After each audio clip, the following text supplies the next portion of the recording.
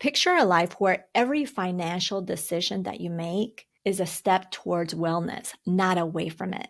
Where money matters doesn't spell out stress, but instead it signifies strength, savvy, and confidence.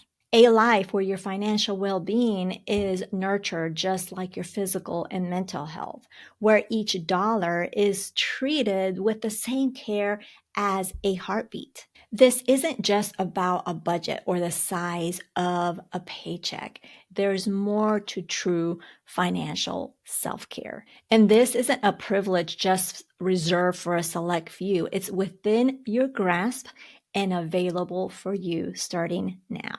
Hola, I'm Jen Hemphill, and over the years, I've been on the mission to empower countless of women like you through this podcast and through my services. My expertise in personal finance isn't just a result of my own life experience and a few Google searches. I actually hold an accreditation as a personal financial counselor, which holds me to a higher standard to help serve you better. This episode is brought to you by Cash App.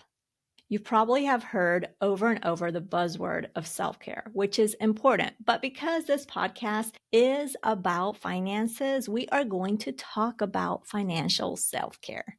Integrating financial self-care in your life is what's going to help you minimize stress, gain financial confidence, and navigate those life surprises like the reina that you are.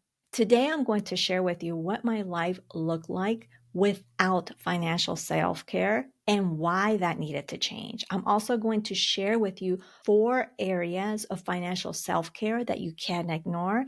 And then I'm going to share with you how to choose, how to focus on which area do you need to hone in on. Financial self-care wasn't always present in my life. There was a time in my life where even though in my mind I was careful with money, there were some areas I did struggle with. And here's what my life looked like in managing our money. Here is essentially what I was doing: paying the bills, paying the credit card off in full every month, saving, and reading some personal finance books. It sounds pretty legit, right? All the things that I was doing, and there's nothing wrong with what I was doing. All those things were good things. So what needed to change? The thing is, even though we were doing good things, that only got us so far. And in getting us so far as a person who was managing our finances, it got to a point that I felt stuck, where we weren't progressing, where we were making little steps, but all those little steps over all the time that we were making those little steps, things weren't budging. It was just a stagnant line. There wasn't progress. It was just literally looked very stagnant. And maybe you are finding yourself in a similar spot and thinking that this is me too. This is exactly what I'm dealing with. Let's be real again. Let me tell you what I was not doing. Even though my husband and I had conversations about our goals, we weren't really mapping out our goals. We were just saying this is what we were wanting to do, but we didn't really have a clear plan as to a clear written plan, that is, as to how we were going to get there. And let's be real, here's what I was not doing. Even though my husband and I had conversations about our financial goals and we knew what we wanted to achieve, we didn't have a clear written plan of how to get there. And in addition, we didn't really have a real budget. We thought we had a budget, but essentially we had a checklist to pay the bills. It wasn't like a checklist like you think of a checklist. It was a checklist in the form of a spreadsheet. Let's just say that. So how should we define financial self-care? There's no financial self-care defined in a dictionary as of yet, but how I would define financial self-care, it's a practice of those things, of those actions, of those habits that we need to create that's going to take care of our financial health, that's going to help us keep moving forward. And we're going to talk more about what those things look like in a moment. When you incorporate financial self-care, it helps you establish a positive relationship, a positive mindset around money. It's going to help you build confidence when you're making those financial decisions, and you're just going to feel good about your future. In my perspective, there are 4 areas of financial self-care: the emotional or the mental area, the physical area, the prioritizing yourself area, and the growth area where you're learning.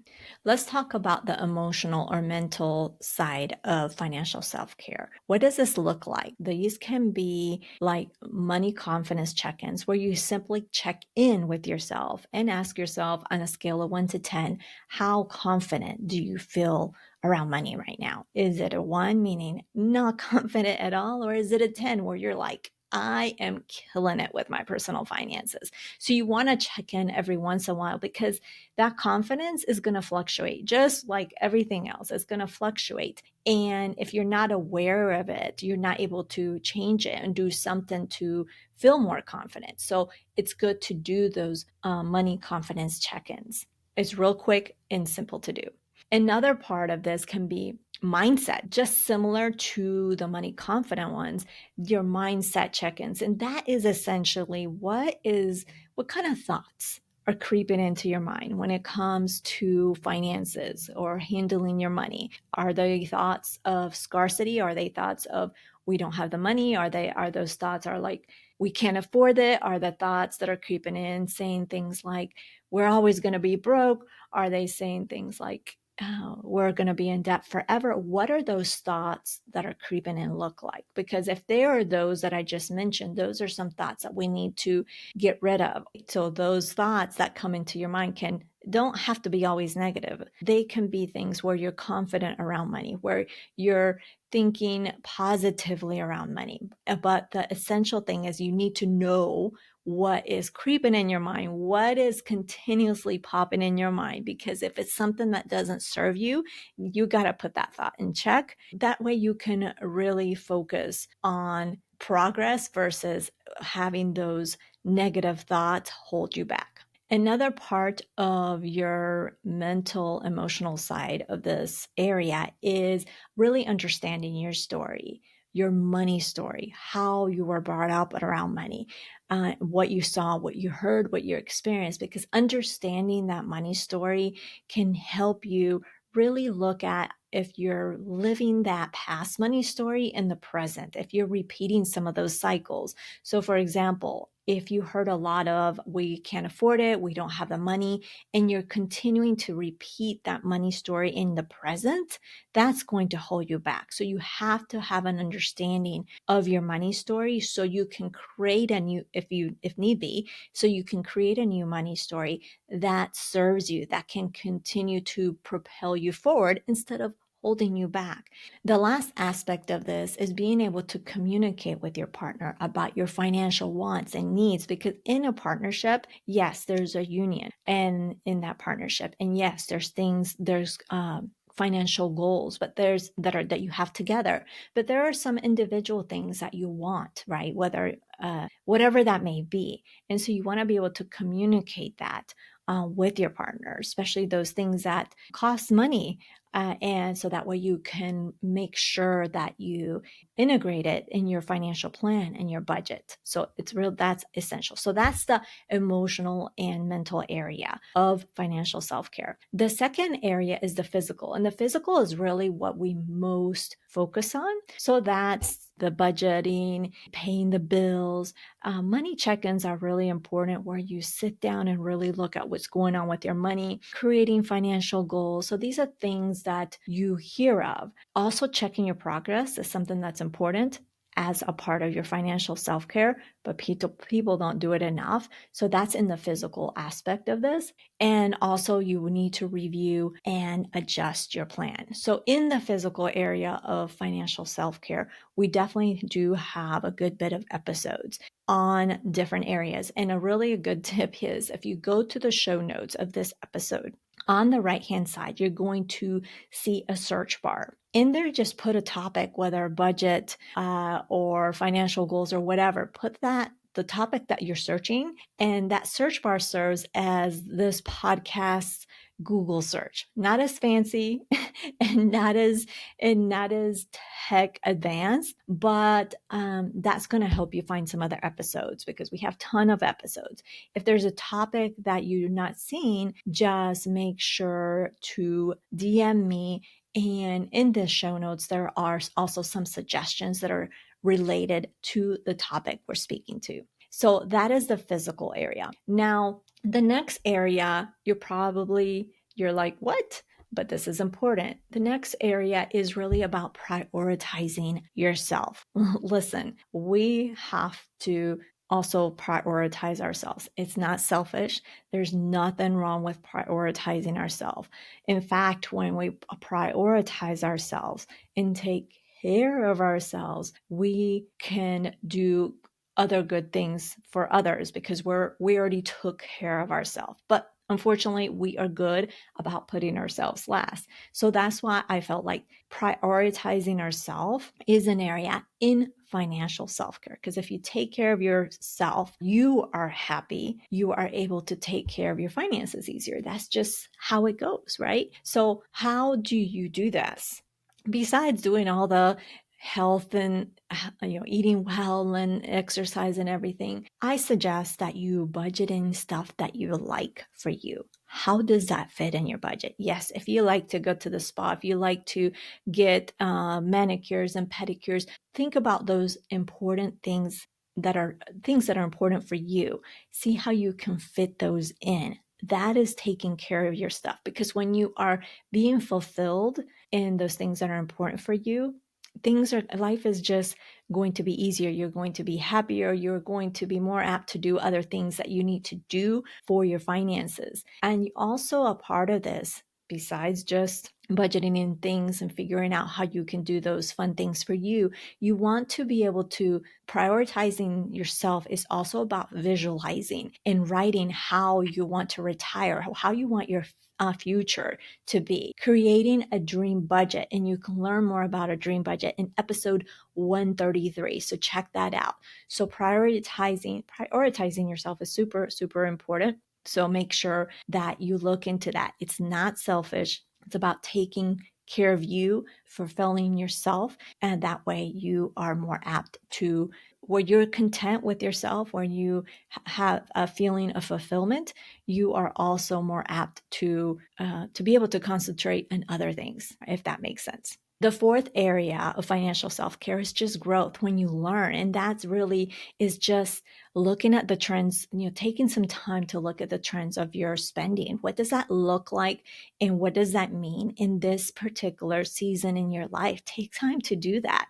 And also learn something new about finances, whether if it's a book or from a podcast like you're doing at this very moment. So at this very moment, you're actually practicing financial self-care in the growth and the learning area of financial self-care. So you're probably wondering, okay, you've talked about multiple things. Where do we start? Where do I start? Do I need to do all the things? No, you absolutely don't need to do all the things. Where do you start is trusting yourself, thinking about what it is that you need right now in this season in your life. Also thinking about where you're at in your personal finance journey, because the reality is you're probably already doing some things that you're doing well. So those things that you're doing well, you don't need to focus on. Think about the things that maybe you aren't doing, some of the things that I discussed earlier that maybe you're not doing, and seeing what would make the most difference. You don't have to do all the things. Just start with one and seeing what would make the most difference for you in this season in your life. So what did you think? I hope that you found these areas of financial self-care helpful. I hope that you implement some of these things, because I get it. I know there's a lot of things that are going on in your life right at this very moment. Some days are fantastic and some days are challenging. I get that. When it comes to our finances, the way to get out of that overwhelm that we feel is to incorporate some sort of financial self-care. You choose what you focus on. Trust your instincts. The faster you act, the faster that feeling of overwhelm will diminish. Just like Walter Anderson says, nothing diminishes anxiety faster than action. Next week on the podcast is a surprise, and that's my way of saying I'm still working on it because, as always, I like it to keep it real with you. Bueno, pues that is everything. Thank you so much for joining me on this episode of Her Dinero Matters. I appreciate you. You can check out the show notes over at jenhemphill.com/374. That is jenhemphill.com/374. Remember that being a reina of your money starts now simply by claiming it. I believe in you, and so should you. Nos hablaremos el próximo jueves. Chao.